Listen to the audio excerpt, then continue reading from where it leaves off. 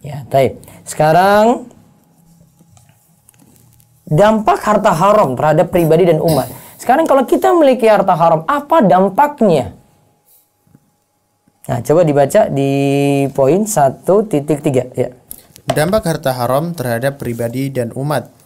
Harta haram yang dihasilkan oleh dua kelompok yang telah disebutkan di atas berdampak buruk terhadap pribadi pelakunya secara khusus dan umat manusia secara umum. Dampak buruk tersebut dapat dijelaskan dalam poin-poin berikut. Nah, sekarang kita bahas poin-poin dampak harta haram. Baca pertama. Memakan harta haram adalah perbuatan mendurhakai Allah dan mengikuti langkah syaitan. Allah berfirman, Nah, ya ayuhan nasu kulu mimma fil ardi halalan thayyiba wa la tattabi khutuwati syaitan innahu lakum aduwwum mubin. Hai sekalian manusia, makanlah yang halal lagi baik dari apa yang terdapat di bumi, dan janganlah kamu mengikuti langkah-langkah syaitan, karena sesungguhnya syaitan itu adalah musuh yang nyata bagimu.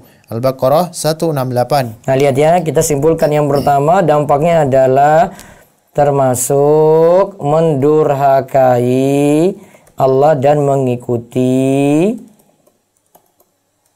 langkah setan. Ini mengikuti langkah setan. Dalam ayat tadi kan dikatakan, kita disuruh makan yang halal. Berarti kalau kita makan yang haram, kita menyelisih, kita mendurhakai Allah. Lalu disebutkan lagi, janganlah mengikuti langkah-langkah setan. Lalu, dalam ayat ini, Allah memerintahkan seluruh manusia agar memakan harta yang didapatkan secara halal. Sedangkan memakan, mencari, serta mendapatkan harta dengan jalan yang haram adalah perbuatan durhaka dan jalan yang dirintis oleh musuh bebuyutan anak cucu Adam, yakni syaitan. Nah, lihat. Terus Mendurhakai Allah, berbuat dosa, merusak diri setiap insan, merusak jasmani, rohani, dan akal fikiran. Imam Syafi'i bersyair, Syakautu ila waqi su'a hifzi fa arsyadani ila tarkil ma'asi wa qala i'lam bi annal ilma nurun wa nurullahi la yuhdali 'asi. Aku mengadu kepada Waqi buruknya hafalanku. Ia menasihatiku agar aku meninggalkan maksiat. Ia menerangkan kepadaku bahwa ilmu adalah cahaya, dan cahaya Allah tidak akan menerangi pelaku maksiat. Jadi kalau orang makan yang haram tidak mendapatkan cahaya Allah, ilmu susah masuk, kebaikan susah datang. Itu akibatnya. Nah, tadi disebutkan makan harta haram itu mendurhakai Allah, termasuk juga mengikuti jalan setan. Karena setan itu ngajak kita itu beberapa langkah. Kalau disebutkan oleh Ibnu Qayyim dalam Bada'iul Fawaid,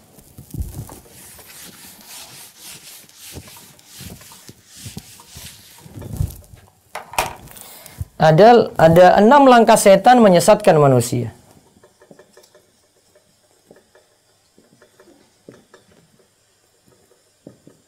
Langkah setan menyesatkan manusia.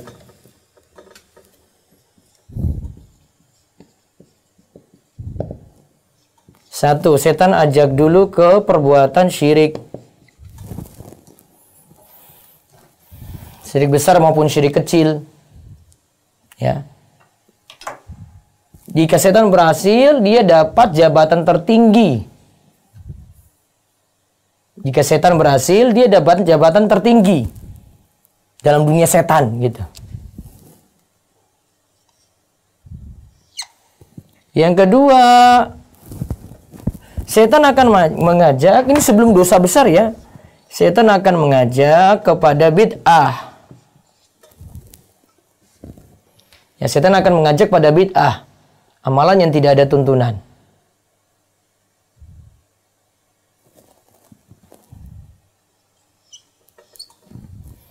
Terus yang ketiga, jika tidak berhasil mengajak pada bid'ah, setan baru mengajak di sini pada dosa besar. Berzina, membunuh, makan riba. Baru langkah ke sini. Kalau dosa besar nggak mau, maka setan akan ngajak pada dosa kecil. Yang keempat tuh dosa kecil. Ya. Jika ini tidak berhasil lagi, dosa kecil tidak berhasil, maka setan itu akan mengajak pada hal-hal yang tidak manfaat.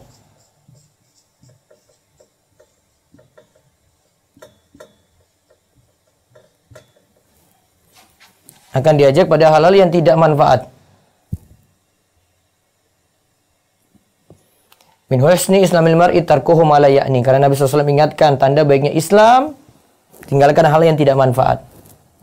Lalu yang keenam, ya, setan itu akan mengajak pada hal yang kurang afdol. Jika yang nomor 5 tidak bisa, maka setan ajak pada hal yang kurang afdol. Padahal masih ada yang lebih afdol.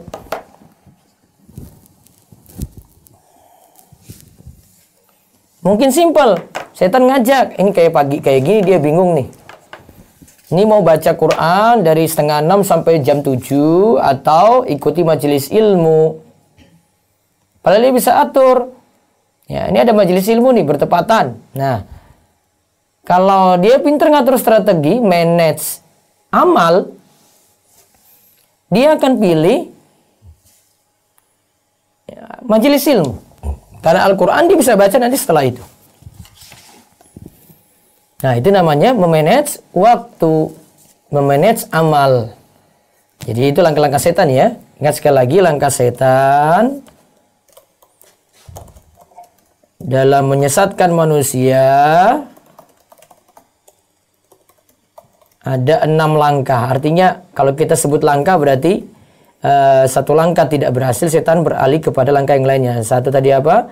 Syirik. Yang kedua, bid'ah. Yang ketiga, dosa besar. Yang keempat, dosa kecil. Yang kelima, ya, setan itu akan ngajak pada hal-hal yang tidak manfaat. Dia lebih banyak main game, lihat status, bukan tujuan untuk belajar, begitu. Hal-hal yang tidak manfaat itu dia gemari. Weekend lebih sibuk untuk jalan-jalan, lebih sibuk untuk foya-foya gitu. Dibandingkan dia mau memperbaiki diri karena banyak majelis ilmu, misalnya di akhir pekan itu belajar pada guru-guru. Nah, lalu yang keenam itu dia diajak pada hal yang kurang afdal.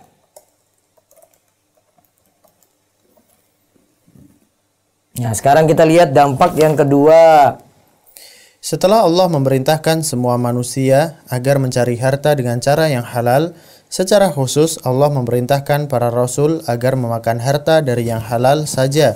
Allah berfirman, ya ayyuhar rusulu kulu minat thayyibati wa amalu salihah inni bima ta'maluna alim. Wahai para rasul, makanlah dari makanan yang baik-baik dan kerjakanlah amal yang soleh. Sesungguhnya aku maha mengetahui apa yang kamu kerjakan. Al-Mu'minun ayat 51. Ya. Wahai para rasul, makanlah dari yang thayyib-thayyib. Yang baik, bukan yang haram. Berarti kalau kita ikuti ayat ini, kita jalankan seperti diperintahkan pada para rasul. Menyelisihi ayat ini berarti menyelisihi para rasul. Ya. Sekarang ada keterangan dari Ustaz Irwandi di bawahnya. Dalam ayat di atas, secara khusus Allah memerintahkan para rasulnya agar hanya memakan makanan yang didapatkan secara halal. Lalu Allah memerintahkan mereka untuk beramal soleh. Hal ini mensyaratkan bahwa sangat erat hubungan antara mengkonsumsi makanan yang halal dengan amal soleh. Maka jangan diharap jasad kita akan bergairah untuk melakukan amal-amal soleh bila jasad tersebut tumbuh dan berkembang dari makanan yang haram. Nah, lihat ya. Itu selain menyelisih perintah Rasul, yang kedua ini, dan memakan yang haram membuat kita tidak semangat dalam beramal soleh. Kita jadi tidak bersemangat karena sebab yang haram ini. Karena kan tadi ayat itu dikaitkan ya, makanlah yang halal wa'malu sholihah, dan beramallah yang soleh. Berarti ada kaitannya antara makan yang halal dengan amal soleh. Makin kita peduli yang halal, amal soleh kita makin bagus. Kita mengkonsumsi yang haram membuat amal soleh kita jadi malas-malasan. Sholat jamaahnya misalnya masbuk, ya bangun subuhnya telat, ya seringnya itu malas untuk kerjakan yang sunnah, ya kurang semangat juga melakukan puasa sunnah misalnya. Ya kurang semangat untuk bersedekah. Ya. Boleh jadi karena pengaruh dari harta haram tadi. Makanya para ulama itu contohkan seperti disebutkan oleh Imam Ibnu Rajab Al-Hambali dalam kitabnya Jami'ul Ulum Al-Hikam, bahwasanya amal soleh tadi itu dipengaruhi dari yang halal haram tadi. Kalau makin peduli pada yang halal, dia perhatikan itu, dia koreksi yang haram-haram, makin bagus tuh amal solehnya. Maka kalau para ulama itu mereka kurang semangat dalam amal soleh, mereka koreksi diri mereka yang haram ini jangan-jangan masih ada di tengah-tengah mereka. Nah terus dan jasad yang malas beramal soleh tidak akan merasakan kenikmatan ibadah dan taqarrub kepada Allah yang pada gilirannya mengantarkan jiwa ruhaninya kepada gundah gulana hingga sampai titik hampa dan nestapa. Ya, dan jasad yang malas beramal soleh tidak akan merasakan kenikmatan ibadah dan taqarrub kepada Allah. Ya, ini dari akibat dari malas tadi ya, tidak dapatkan nikmat. Ya, itu karena konsumsi yang haram tadi. Terus, ini adalah petaka yang dahsyat terhadap setiap pribadi yang merindukan kedekatan dengan Maha Penciptanya. Nah, kita kalau rindu dengan Allah, ingin ibadahnya nikmat, mari kita koreksi bersama. Ini kita sama-sama belajar ya. Saya bukan katakan ini saya lebih paham enggak. Ya, bisa jadi yang menonton ini juga ada ahli ilmu, ya para ustadz gitu ingin kaji ilmu atau para dai. Kita sama-sama belajar nih untuk memperbaiki diri. Terus yang ketiga, memakan harta haram adalah ciri khas kelompok mayoritas Yahudi yang diabadikan Allah dalam firman-Nya. Nah lihat, jadi yang ketiga berarti mencontoh. Makan harta haram ini mencontoh orang Yahudi. Dimana kalau dalam surat Al-Fatihah mereka disebut dengan Al-Maghdub ya alaihim. Kalau penafsiran para ulama al-maghdub alaihim Yahudi, yang orang yang dikutuk dimurkai itu Yahudi. Kemudian ad-dallin yang sesat itu Nasrani. Nah terus yang lihat ayatnya Al-Maidah ayat 62. Wa tara katsiran minhum yusari'una fil ismi wal udwani wa aklihimus suhad la bi'sa ma kanu ya'malun. Dan kamu akan melihat kebanyakan dari mereka, orang-orang Yahudi, bersegera membuat dosa, permusuhan, dan memakan yang haram. Sesungguhnya amat buruk apa yang mereka telah kerjakan itu. Al-Maidah ayat 62. Ya, terus Allah menggambarkan sebuah masyarakat yang rusak dan hancur di masa itu, yaitu masyarakat Yahudi, di mana salah satu ciri khas masyarakat tersebut adalah mayoritas anggota masyarakatnya sangat suka memakan harta haram dalam bentuk sogok dan riba. Bila kerusakan ini ditiru oleh masyarakat muslim, maka kerusakan dalam masyarakat muslim tak akan terelakkan. Nah, kalau orang Yahudi jadi rusak itu dikarenakan mereka tidak peduli pada halal dan haram, maka kalau orang-orang muslim juga demikian. Riba dia tidak peduli, yang zalim tidak peduli, ada gharar tidak peduli, saya jualan-jualan saja yang penting dapat untung, tunggu saja bisa hancur sebagaimana orang-orang Yahudi. Ya. Dan ini sudah dalam sejarah tercatat mereka ini melanggar ya yang halal gitu. Mereka terjang yang haram. Orang Yahudi sudah terkenal itu bertransaksi riba. Mereka ketika itu jadi saudagar kaya raya di kota Madinah, kemudian mereka beri riba itu kepada orang-orang yang bermuamalah dengan mereka. Karena mereka kuasai pasar, mereka kuasai ekonomi ketika itu. Nah, terus sekarang kita lihat poin keempat. Jadi kesimpulan poin ketiga ya berarti dampak harta haram itu mencontoh tingkah laku Yahudi. Dan kaum muslimin ya, yang tidak peduli halal haram bisa hancur sebagaimana orang-orang Yahudi. Terus sekarang yang keempat. Petaka amat buruk yang menimpa mereka adalah api neraka atau harta haram yang setiap saat mereka masukkan ke dalam perut mereka karena diriwayatkan dari Rasulullah Shallallahu Alaihi Wasallam, Ya Ka'ab bin Ujrah, innahu la yarbu lahmun nabata min suhtin illa kanatin naru awla bi. Wahai Ka'ab bin Ujrah, sesungguhnya tidaklah tumbuh setiap daging yang diberi asupan makanan yang haram, melainkan nerakalah yang berhak membakarnya. Lihat ya, tumbuh dari yang haram. Coba lihat ancaman ini di bawah. Ancaman ini amat menakutkan orang yang yakin akan kebenaran sabda Nabi Shallallahu Alaihi Wasallam.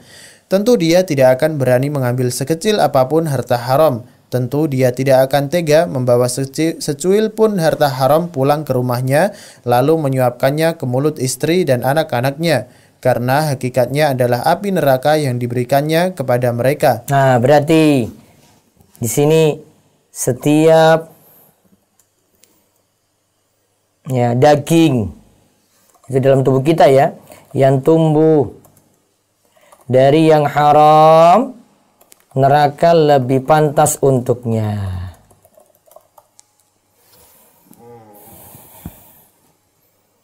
Maka hati-hati dengan harta haram itu tadi, apalagi kita memberi kepada anggota keluarga, pada istri, pada anak-anak kita. Semoga Allah memberikan kita ketakwaan. Terus yang kelima, doa tidak dikabulkan. Doa tidak dikabulkan. Ya, doa tidak dikabulkan. Kita lihat hadisnya. Rasulullah Shallallahu Alaihi Wasallam bersabda, Ayuhan nas, innallaha tayyib, la yakbalu illa tayyiba. Wa innallaha amara al-mu'minina bima amara bihil mursalin. Faqala ya ayyuhar rusulu kulu minat tayyibati wa'malu salihah. Inni bima ta'maluna alim. Wa qala ya ayyuhalladzina amanu kulu min tayyibati ma razaqnakum. Summa dzakara rajula yutil safara ash'atha akbara yamuddu yadayhi ila sama' ya rabbi wa mat'amu haramun wa mashrabu haramun wa malbasu haramun wa ghudhiya bil harami fa anna yustajabu lidzalik. Wahai manusia, sesungguhnya Allah Maha Baik, tidak menerima kecuali yang baik. Sesungguhnya Allah memerintahkan orang-orang yang beriman apa yang Ia perintahkan kepada para rasul. Allah berfirman, Hai Rasul-Rasul, makanlah dari makanan yang baik-baik dan kerjakanlah amal yang soleh. Al-Mu'minun ayat 51. Dan Allah Ta'ala berfirman, Hai orang-orang yang beriman, makanlah di antara rizki yang baik-baik yang kami berikan kepadamu. Al-Baqarah 172. Kemudian beliau menyebutkan seorang lelaki yang mengadakan perjalanan jauh, berambut kusut dan berdebu, menadahkan tangannya ke langit, Ya Rabb, Ya Rabb, padahal makanannya berasal dari yang haram, minumannya berasal dari yang haram, pakaiannya berasal dari yang haram, dan makan dari yang haram. Maka bagaimana doanya akan dikabulkan? Hadis riwayat Muslim. Nah, lihat. Coba perhatikan di sini baik-baik. Allah itu thayyib, tidak menerima kecuali yang thayyib. Allah merintahkan kepada orang-orang beriman, sebelumnya Allah perintahkan kepada para rasul. Nah, lihat ceritanya ya di dalam hadis, ada seorang yang yutil safar, menempuh perjalanan jauh. Kalau safar kita sudah tahu ada jarak yang disebut seorang itu bersafar, bisa jadi anggapannya itu urf. Kalau menurut jumhur itu kalau ya dalam ukuran kilometer sudah dia mau menempuh jarak 85 km. Ya, dia mau menempuh jarak 85 km. Ketika dia keluar dari batas kampungnya, dia sudah disebut bersafar. Ya, ketika dia keluar dari batas kampungnya, ya, dia disebut bersafar. Nah, dia ketika bersafar itu doa sejatinya itu terkabul. Apalagi keadaannya ditambahkan asy'as akbar, penuh debu. Yamuddu yadayhi ila sama, dia mengangkat tangannya itu ke langit. Menengadahkan tangannya ke langit, minta pada Allah. Lantas dia puji-puji Allah dulu, dia manggil nama Allah, Ya Rabbi, Ya Rabbi. Namun apa kata Nabi SAW? Wa mat'amu haramun, makanannya haram. Wa mashrabu haramun, minumannya haram. Wa malbasu haramun, yang dia pakai juga haram. Wa ghudhiya bil harami, dan makan dari yang haram. Kemudian disebut fa anna yustajabu lidzalik, bagaimana mungkin doanya bisa terkabul? Ya, bagaimana mungkin doanya itu bisa terkabul? Nah, terus hadis ini menunjukkan 4 faktor terkabulnya doa. Kita sekarang belajar Ya, beberapa faktor terkabulnya doa. Jadi intinya yang poin nomor 5 itu ya, doa tidak dikabulkan. Sekarang ada 4 faktor terkabulnya doa. Ya, baca. Ia sedang melakukan perjalanan jauh yang sangat melelahkan. Nah, lihat yang pertama, bersafar. Yang melelahkan. Ya, baca. Diriwayatkan dari Abu Hurairah radhiyallahu anhu, Nabi sallallahu alaihi wasallam bersabda, Salatu da'awatin mustajabatun la syakka fihin, da'watul mazlum wa da'watul musafir wa da'watul walidi ala waladihi. 3 doa yang mustajab tanpa ada keraguan. Doa orang yang dizalimi, doa orang yang sedang melakukan perjalanan jauh, dan doa orang tua terhadap anaknya. Nah, doa orang tua terhadap anaknya. Nah, itu yang pertama ya. Bersafar yang melelahkan. Terus yang kedua, 4 faktor terkabulnya doa lagi.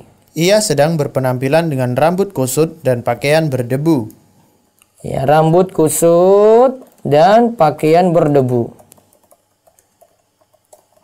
Ini menandakan sangat butuh pada pertolongan Allah.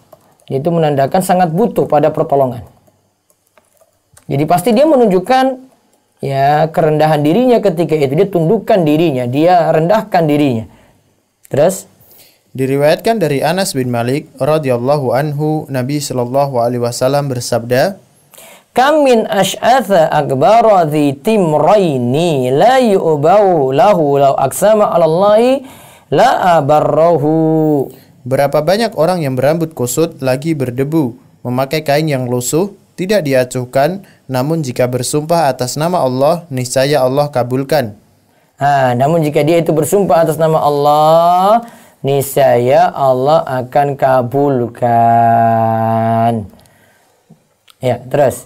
Ia berdoa sambil Nah, mengangkat. sekarang yang kedua tadi ya, berarti berpenampilan kusut tadi menunjukkan kerendahan dirinya, ketundukan dirinya. Terus. 3. Ia berdoa sambil menadahkan tangan ke langit. Nah, ia berdoa sambil menadahkan tangan ke langit. Ya. Diriwayatkan dari Salman Al-Farisi radhiyallahu anhu, Nabi bersabda, Ya, Nabi SAW bersabda, Inna rabbakum tabaraka wa ta'ala hayyun karimun yastahyi min abdihi idza rafa yadayhi ilaihi ayyaruddahuma sifran. sesungguhnya Rabb kalian tabaraka wa ta'ala maha malu dan maha berdermawan. Dia malu terhadap hambanya yang menadahkan tangan kepadanya, lalu tangan itu kembali turun hampa, tidak dikabulkan doanya. Nah, Allah tidak mungkin kembalikan tangan kita ketika kita berdoa dalam keadaan hampa. Pasti Allah itu akan mudahkan untuk mengabulkan doa kita. Tidak buat tangan kita jadi kosong begitu saja. Nah, terus yang keempat sekarang faktor terkabulnya doa. 4. Ia berdoa berulang kali menyebut nama Allah, Ya Rabb, Ya Rabb. Nah, berarti untuk terkabulnya doa menyebut nama Allah. Ya, kita bisa sebut nama Allah, ya Allahumma, atau ya Rabbi, atau dengan Asmaul Husna yang lainnya, ya Rahman. Namun kalau dengan Asmaul Husna yang lainnya sesuaikan dengan isi doa, ya Ghafur, berarti dia lagi minta ampun pada Allah. Ya Rahman, berarti dia minta kasih sayang dari Allah.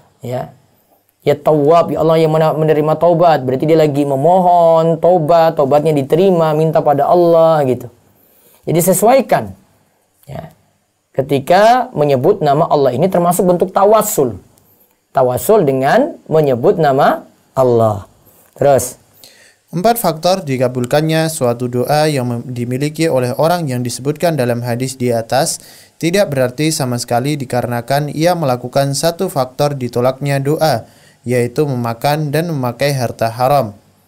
Karena doa merupakan inti dari ibadah solat, maka bila doa ditolak, dikhawatirkan solat pemakan harta haram juga ditolak. Ibnu Abbas radhiyallahu anhuma berkata, Nah, lihat ya, 4 faktor dikabulkan suatu doa yang tadi disebutkan tidak berarti sama sekali dikarenakan ia melakukan satu faktor ditolaknya doa. Tidak.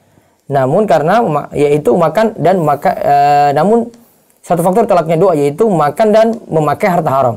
Nah, namun ingat karena doa itu merupakan inti dari ibadah solat, maka bila doa itu ditolak, dikhawatirkan solat pemakan harta haram juga ditolak. Ya.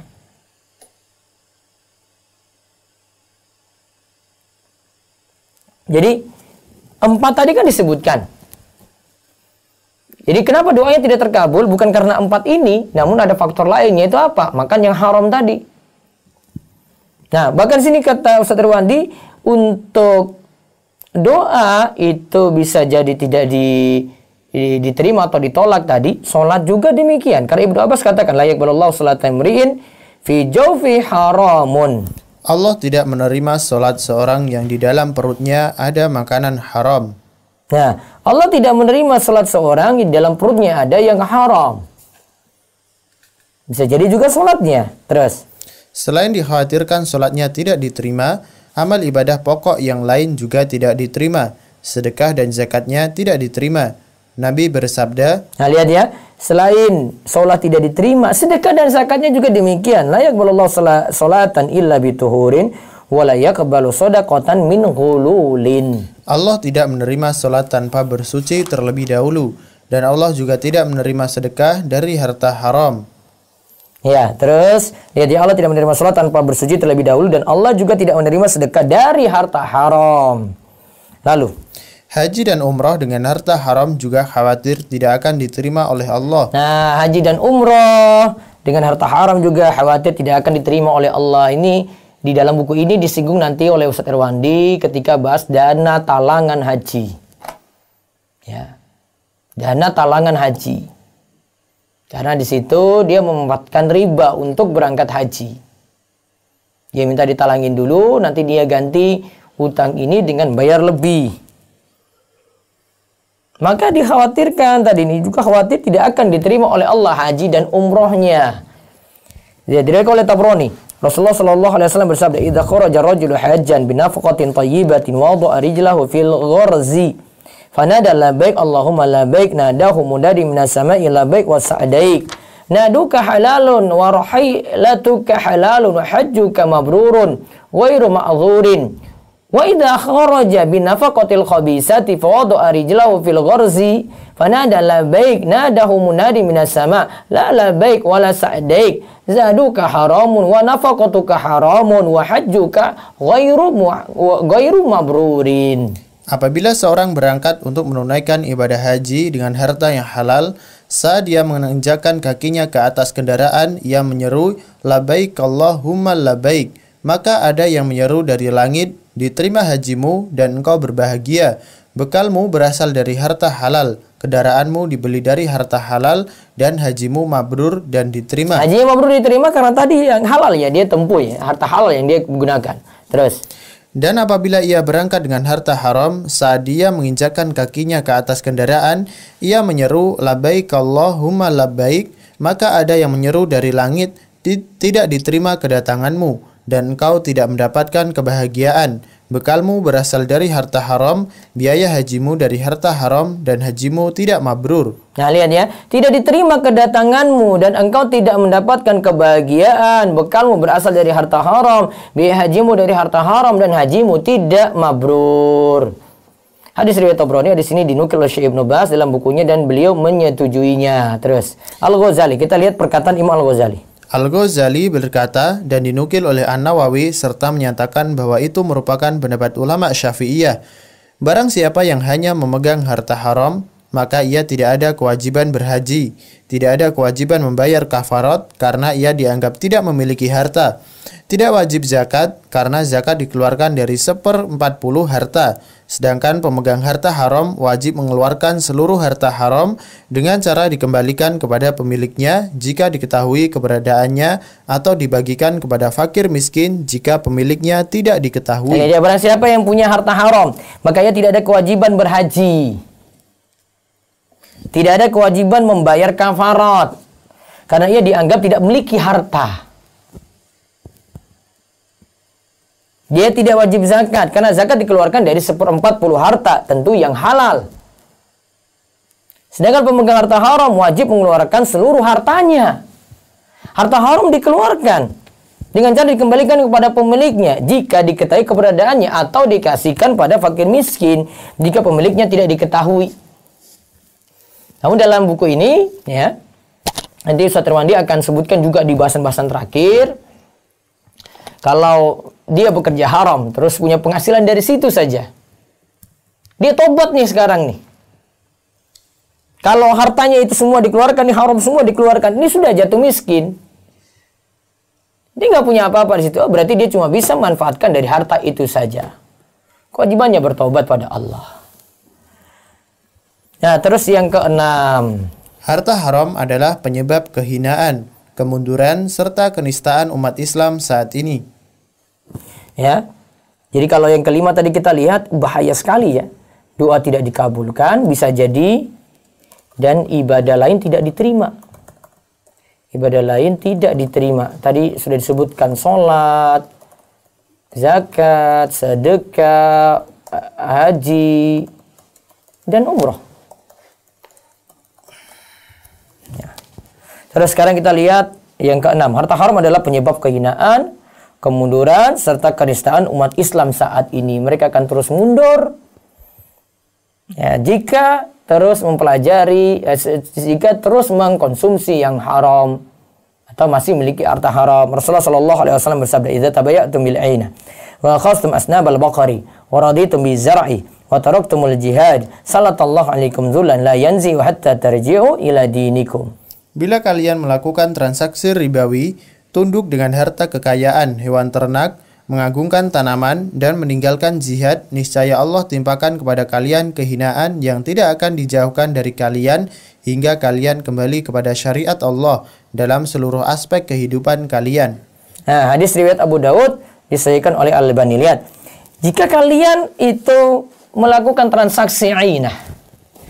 Ainah itu apa? Nah, nanti ada pembahasannya di pembahasan riba ya. Ainah. Ini si A jual motor pada si B. Jual motor ya. Dia kasih kredit. Kredit kalau bayar 25 kali angsuran jadi 25 juta. Ya. 25 juta. Taruhlah 3 tahun. Tapi baru berjalan 1 tahun, si B ini jual lagi motor ke si A, namun si A mau beli dengan harga 20 juta saja. Kalau di sini kredit, kalau di sini cash. Sehingga ini sejatinya trik. Ya, sejatinya trik. Si A itu ingin dapat 25 juta dengan meminjamkan uang 20 juta. 20 juta ingin balik 25 juta. Jadi dia minta B-nya ngangsur terus. Kan ini sudah dikasih cash kan, tapi ini kan masih punya utang. Dia bayar terus sampai 25 juta tadi. Ini namanya trik riba. Ya, ini namanya trik riba. Itu disebut ainah. Dan jumhur ulama selain mazhab Syafi'i ya, itu mengharamkan jual beli ainah ini. Dan ini dalam jual beli modern juga ada. Jadi dia hanya muter-muter saja, akhirnya sebenarnya ujung-ujungnya itu riba. Wa akhadhtum asnabal baqar. Dan kalian itu mengambil ekor sapi alias sibuk dengan ternak. Waraditum bizar'i, dan kalian ridho dengan pertanian alias sibuk dengan bertani. Sehingga apa? Wa taraktumul jihad, kalian tinggalkan jihad. Jihad ada 2 macam. Ada jihad dengan senjata, ada jihad dengan ilmu. Ini seperti kata Imam Ibnul Qayyim, jihad dengan ilmu, jihad dengan senjata.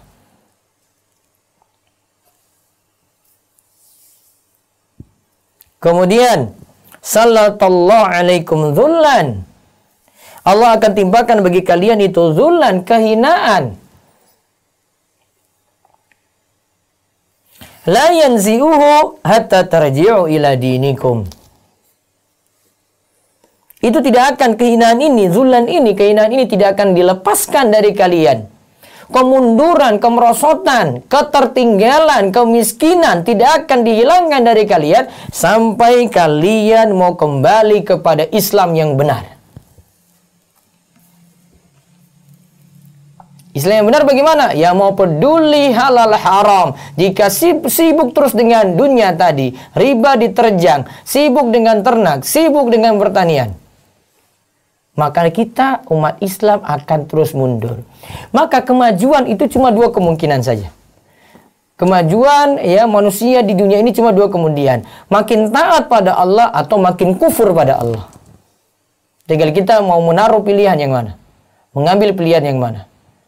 Mau jadi orang yang paling taat pada Allah, peduli pada agama, atau sekalian jadi orang yang paling rusak di muka bumi. Kalau kita mau jadi orang taat pada Allah itu tadi, Allah akan hilangkan tadi zullan, kehinaan, kemunduran, kemerosotan, ya kemiskinan, utang yang menumpuk. Ya. Kalau mau sadar agama, kalau tidak mau sadar agama, tetap hina, tetap rendah, tetap susah, tetap sengsara, dan seterusnya. Terus dalam hadis di atas Nabi SAW, dalam hadis di atas, Nabi Shallallahu Alaihi Wasallam menjelaskan penyebab kehinaan yang mendera umat Islam saat ini. Di antaranya, transaksi haram yang mereka lakukan dalam bentuk riba. Dan di akhir hadis, Nabi Shallallahu Alaihi Wasallam juga menjelaskan obat penawar kehinaan tersebut, yaitu rujuk kembali kepada dinullah, Al-Quran dan Sunnah, serta mempraktikkan ajarannya dalam kehidupan pribadi, masyarakat, dan negara. Nah, kita makanya belajar supaya tidak terus tertinggal seperti itu. Jadi sudah saya katakan, mau tenang hidupnya, ya. Kita mau hidup kita tenang, ya sudah, peduli pada yang halal. Mau maju, mau selamat dari kemiskinan, mau selamat dari utang, sadar agama lagi saat ini. Sebaliknya berarti kalau kita itu peduli pada harta haram, membuat hidup tidak tenang. Harta haram membuat hidup tidak tenang. Harta haram membuat kita sengsara. Bahkan bukan pribadi saja ya, masyarakat. Dengan harta haram, masyarakat jadi tidak tenang. Dengan harta haram, musibah terus datang. Dengan harta haram, kemiskinan di negeri kita ini terus melanda. Terus yang ketujuh. Harta haram yang merajalela, pertanda azab akan turun menghancurkan masyarakat di mana harta haram tersebut berada. Nabi Shallallahu Alaihi Wasallam bersabda, harta haram yang merajalela pertanda azab akan turun. Ya. Nabi SAW bersabda, "Idza zahara zina war riba fi qaryatin faqad ahalu bi anfusihim adzaballah." Apabila perzinaan dan riba merajalela di sebuah kampung, sungguh mereka telah mengundang azab untuk menimpa mereka. Hadis riwayat Al-Hakim menurut Al-Albani bahwa derajat hadis ini hasan li ghairihi. Lihat, karena zina merajalela. Anak-anak muda mau nikah, hamili dulu si perempuan pasangannya. Hamil di luar nikah kita banyak temukan saat ini. Dan orang tidak punya rasa malu lagi. Bahkan sampai orang-orang terkenal pun ngaku pernah selingkuh, ngaku pernah berzina dulu. Kemudian riba di mana-mana. Apa-apa mau tempuh, pokoknya saya kredit gitu. Mau dapat rumah, sudahlah saya KPR saja. Mau dapat motor, sudahlah saya kredit motor saja. Sudah nggak peduli pada halal haram, pokoknya mau dapat saja rumah, mau dapat saja motor seperti itu. Ingat, ini makin merajalela di mana-mana seperti itu. Fi qaryatin, di suatu negeri, suatu kampung, itu sama saja mereka sebenarnya meminta Allah untuk menimpakan musibah, alias mereka ya tunggu saja nanti datang musibah besar, azab besar di situ. Itu yang rata-rata kita lihat ya. Di kampung-kampung, di negeri muslim, di negeri kita juga. Coba lihat kalau musibah itu datang, coba lihat latar belakangnya itu bukan karena kejadian alam semata. Angin ribut datang, itu bukan hanya kejadian angin, pasti ada sebab. Rumah bisa terbakar saja ada sebabnya gitu, ada kesalahan kan. Ada yang terbakar, ada apa, pasti juga angin ribut datang, pasti ada sebabnya. Sebabnya di sini ya karena dosa. Terus maka jangan ditanya apa penyebab datangnya bencana silih berganti menimpa negara pemakan harta haram. Itu semua berasal dari dosa-dosa yang dilakukan oleh manusia, di antaranya memakan harta haram. Allah berfirman, Wa ma asabakum min musibatin fabima kasabat aydikum wa ya'fu an katsir. Dan apa saja musibah yang menimpa kamu, maka adalah disebabkan oleh perbuatan tanganmu sendiri. Dan Allah memaafkan sebagian besar dari kesalahan-kesalahanmu. Asy-Syura ayat 30. Ya, berarti tadi yang keenam ya. Harta haram menyebabkan kita hina, mundur, terbelakang. Yang miskin ya tetap miskin. Yang ketujuh, harta haram menyebabkan musibah dan azab itu datang. Wallahu a'lam. Ini jadi muqaddimah, dan besok juga masih muqaddimah sebenarnya. Kenapa kita mesti belajar halal haram? Terutama yang mau terjun ke dunia bisnis, muamalat, ayo belajar. Ada tanah dia mau jual, ada tanah dia mau kembangkan untuk bisnis, ayo belajar dulu. Dia punya modal, dia mau jadi reseller, ya, mau beli barang orang kemudian dia jual, ayo belajar. Nah, besok kita akan lihat kenapa kita mesti belajar. Ya, kenapa kita mesti belajar dan manfaatnya itu apa, kita mengetahui halal dan haram tadi. Dan setelah itu baru kita lihat sumber harta haram itu ada juga. Ada 3 sebab utama. Lalu kita akan lihat lagi tentang zalim. Wallahu a'lam bishawab. Nanti bisa ikuti infonya di grup ya. Nanti satu waktu saya juga membuka sesi tanya jawab di grup di Telegram. Saya akan sertakan linknya di channel Romeso TV saat siaran pagi ini. Sebentar, saya nanti kopikan. Baik. Silakan dari Zoom dulu, ingin bertanya dipersilahkan, monggo.